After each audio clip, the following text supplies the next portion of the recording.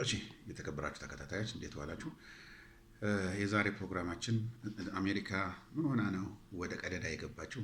ቀደዳ ገባች። በቃ ያላሸነፈችውን አሸንፌያለሁ፣ ያልሰራችሁን ሰርቻለሁ፣ ያላደረገችውን አድርጌያለሁ፣ ጦርነቱን ደግሞ አቁሙልኝ እያለች ትለምናለች። የትኛው ነው እውነቱ? የአሜሪካ ኮንግረስ እዚህ ሁሉ ጭቅጭቅ ውስጥ የገባው ስለምንድን ነው? ምንድን ነው ችግሩ? ምንድን ነው የገጠማቸው? እሱን በተመለከተ ነው ወደ እናንተ የምናደርገው። እስካሁን አሜሪካ ወደዚህ ጦርነት እንዴት ተጎትታ ገባች? ጦርነቱስ ምንድን ነው ዓላማው የነበረው? ትራምፕስ ዓላማውን ያውቅ ነበረ ወይ ተብሎ ቢጠየቅ ብዙ ብዙ ብዙ ጉዶችና ብዙ ነገሮች ይመጣሉ። ስለዚህ እኔ አጠር አድርጌ እንዴት ጦርነቱ ተጀመረ፣ ለምን ተጀመረ፣ ውጤቱስ ምንድን ነው የተፈለገው፣ ትራምፕስ እንዴት ብሎ ነው ወደዚህ የገባው፣ አሁንስ ምን ውስጥ ነው ያለው፣ ወደፊትስ ምን ይደርሰዋል የሚሉትን እነሱን አጠር አድርጌ ወደ እናንተ አቀርባለሁ። ለምሳሌ ትራምፕ ለምንድን ነው ወደዚህ ጦርነት የገባው? የእስራኤሉ ጠቅላይ ሚኒስትር ናታንያሁ 30 ዓመት ሙሉ ሲቃዥበት የነበረው 30 ዓመት ሙሉ ሲያለምበት የነበረው ትልቋን እስራኤል ወይ ደግሞ ግሬት እስራኤል የምትባለውን ለመመስረት ነው። ቅዠት ነው። ቅዠቱ ዓለም ውስጥ ነው ያለው ሰውየው። ስለዚህ ከአሜሪካ 3 ፕሬዚዳንቶችን ወደ ጦርነት ጋብዟቸው ነበረ። እነዛ ግን ስማርት ስለነበሩ ዝም በል ብለውታል። ኢራንን እንዲደበድቡ ብዙ ነው የሞከረው። ለምሳሌ ጆርጅ ቡሽ፣ ከዛ ኦባማ፣ ከዛ ደግሞ ባይደን። እነዚህን መሪዎች ተማጽኖ እምቢ ብለውታል። ትራምፕ ቤተሰቦቹን ሚሊዮነር ለማድረግ ስለፈለገ ሙስና ውስጥ ተዘፈቀለት። በል ይሄንን ታደርጋለህ አለው። ትራምፕ ደግሞ አደረገ። ሊያደርግበት የቻለበት ምክንያት ደግሞ የአያቶላ ኮሚኒ እና ብዙ ጀነራሎች፣ አመራሮች አንድ ስብሰባ ላይ ነገ ስለሚሰበሰቡ እነሱን ከገደልን ያ መንግስት ይፈርሳል። ያ መንግስት ሲፈርስ እኛ በአየር ኃይል እየመታን ብቻ ህዝቡ ሰላማዊ ሰልፍ እንዲያነሳ፣ ከዛ በኋላ በ3 ቀን ውስጥ የእኛ የምንፈልገውን ነገር እናደርጋለን። ኢራንን እንበታትናታለን፣ ከቻልን እናጠፋታለን፣ ካልቻልን እንበታትናታለን። እኛ የምንፈልገው እዛ አካባቢ እናስቀምጣለን ነው መደቡ የነበረው። ትራምፕ ወይም ሞኙ ደግሞ ብድግ ብሎ እሺ ብሎ መታ። አመራሮቹ ሞቶ የኢራን መንግስት 2 መዋቅር ስለነበረው አንደኛው መዋቅር ቀጠለ። አሜሪካ ባለፈው 12 ቀን ጦርነት ውስጥ ምንድን ነው ያደረገችው? ኢራን ኳታር የነበረውን የአሜሪካ ሚሊተሪ ቤት ስትመታ ሚሊተሮችን አስወጣ ብለው ነበረ እና የዛን ጊዜ አስወጥቶ ያለውን ትንሽ ነገር መቱበት። መልእክት ነው የዛን ጊዜ። ከዚህ በኋላ ጦርነት ካደረግ ወየውልህ ነው፣ መልእክት ነው። በዛ በ12 ቀን ጦርነት እስራኤል ደክማ ነበረ።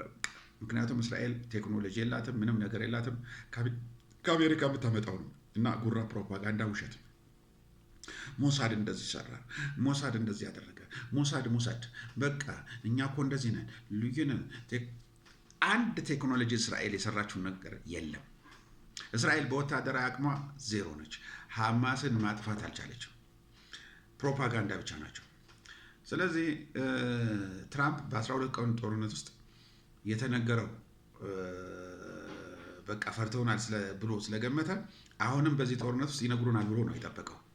ወታደሮቹ የአየር መከላከያ የላቸው፣ የድሮን መከላከያ የላቸው፣ የጸረ ሚሳኤል መከላከያ የላቸው። ዝም ብለው ነው ቁጭ ብለው የነበሩት። ኢራን ውጡ አላለች፣ ምን አላለች፣ መደብደብ ጀመረች። አሁን የአሜሪካ ጥቅሞችና የአሜሪካ ቤዝ በሙሉ ነው ያወደመችው። 16 ቤዝ በሙሉ ነው ያወደመችው። የአሜሪካን ወታደር የዛ ጊዜ ተጋላጭ ነው የሆነው። መዓት ነው ያለቀው። እነሱ 6 ይበሉ 7 ይበሉ፣ እውነታው ሌላ ነው። ስለዚህ በጣም ደነገጡ። አሜሪካ ያን ሁሉ ውድ ሚሳኤሎቿን ስዕል ላይና ፊኛ ላይ ነው ያፈነዳችው።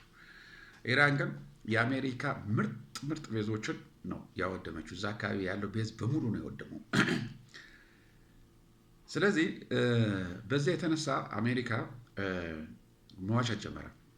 ባህር ኃይሉን ደምስሰናል፣ ሚሳኤሉን አቁመናል፣ አየር ኃይሉን ደምስሰን አየሩን ተቆጣጥረናል ሲሉ ነበረ።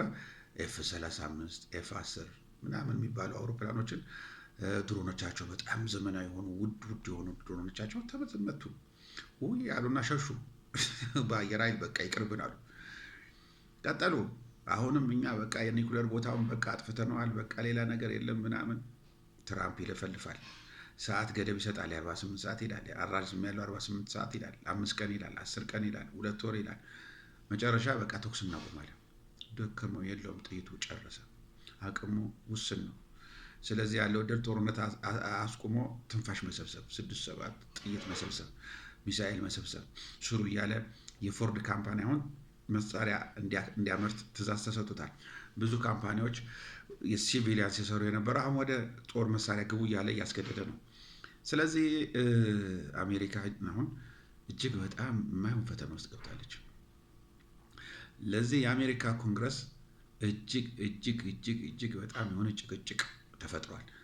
አንደኛ የጠፋው ንብረት እነሱ የአሜሪካ መከላከያ ወይ ደግሞ የአሜሪካ ጦር ሚኒስትር ተብሎ የተቀመጠው የአንድ ቴሌቪዥን አቅራቢ ነው።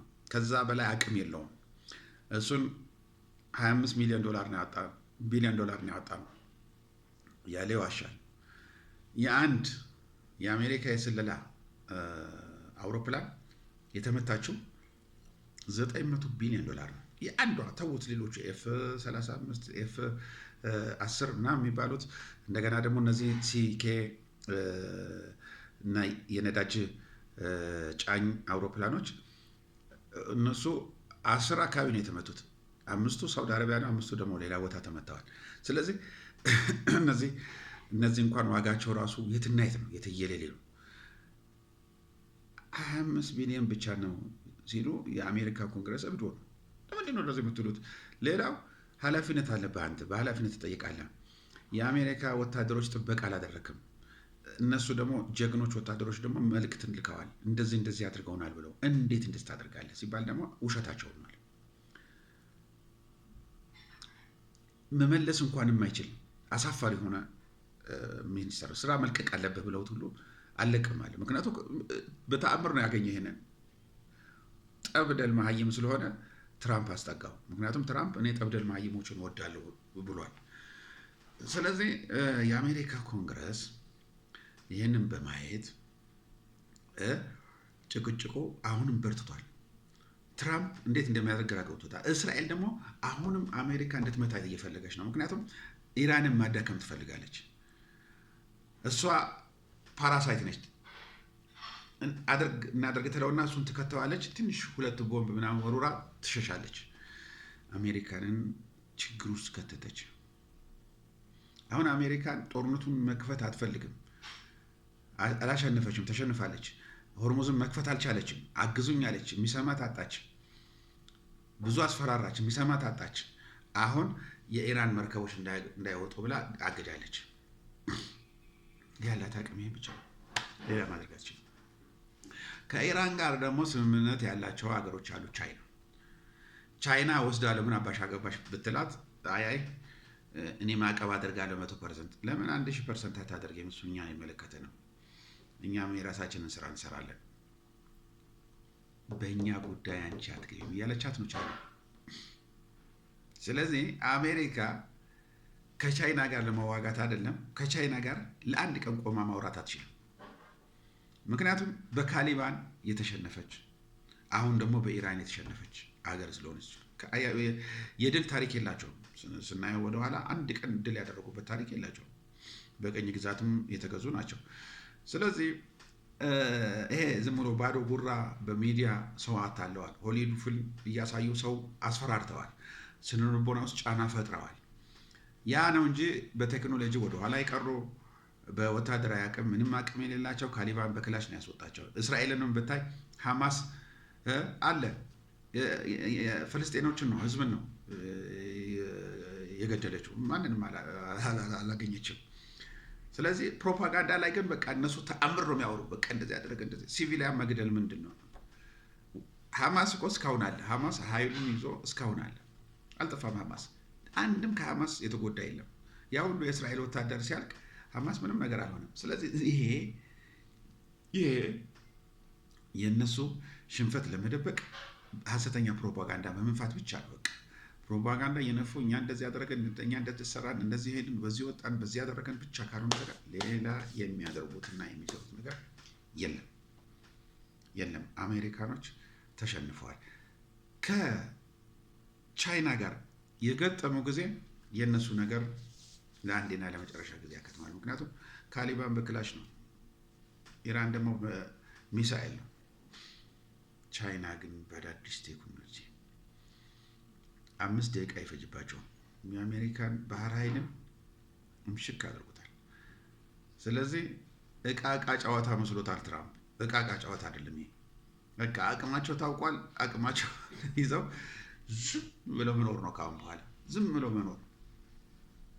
ይሄ በሆሊውድ ፊልም ማስፈራራት፣ በሚዲያዎች ወሆ ማለት አሁን ሲኤንኤን የሚያዳምጣቸው ጠፋ፣ ውሸታም ስለሆኑ። አሁን እንደ አዲስ የመንግስትን ሚስጥር ማውጣት ሲጀምሩ ትንሽ ሰው ተከታተላቸው።